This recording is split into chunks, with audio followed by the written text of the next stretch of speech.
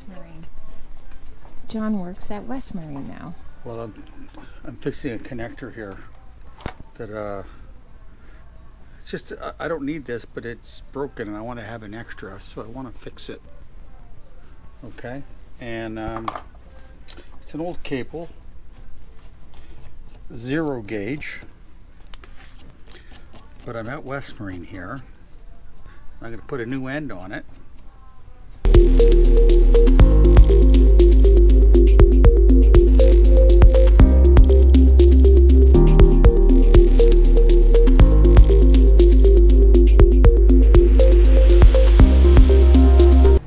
Hey guys, you guys may already know this, but I don't get out much.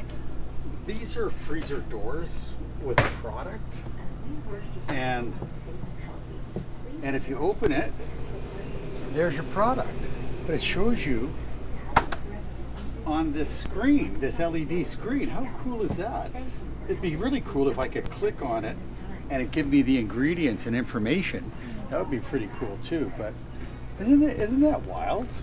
I mean, that's very efficient. With it being so hot out, I guess they don't want people opening the doors. That starfish there. Oh. But it's too late. It's got sand. Yeah. I'm trying to get out of here. I know. Well, we've had to trim up the motor to get over this shallow spot. We're in low tide.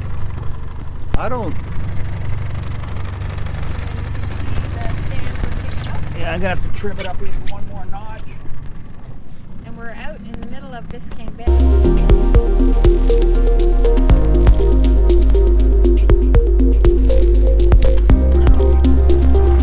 You may have to get out of the boat, Sandy, and push. Yeah, okay. Right.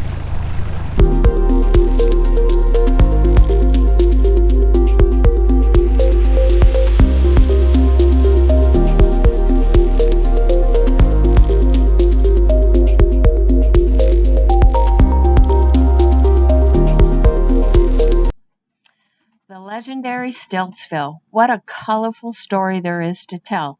It's approximately 9 miles southeast of Miami. The only way to get to Stiltsville is by boat, and the famous Crawfish Eddy is reported to be one of the first shacks built in 1933 toward the end of the Prohibition era to allegedly facilitate gambling, which was legal 1 mile offshore. Not too long after that, another social club was erected. Its name was the Calvert Club in 1938, which attracted even more attention. In 1940, the infamous Quarterback Club came to be and had a $150 membership fee by invitation only for the rich and famous. The next year, it was featured in Life magazine in 1941, which attracted wealthy families to build their own dwellings. The partying continued all throughout the 50s and 60s. Some say the Stiltsville community lived by their own rules out there.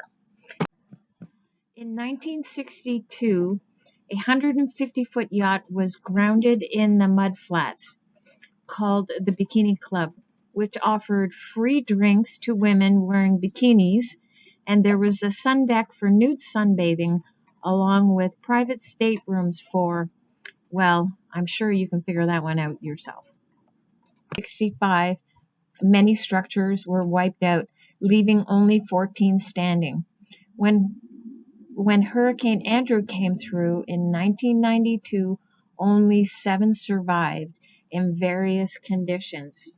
So the area was deemed a national park to preserve some of Miami's robust history. Today, only small bits are left, but driving around here sets your mind to think about everything that went on out in this mysterious little community of Stiltsville.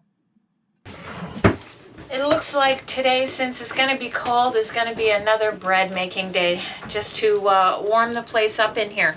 Oh, that'd be great. Great. Yes, that's a great idea. Start the oven, make bread, and we can cuddle. No. No!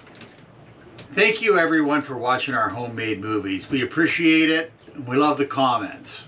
See you next time.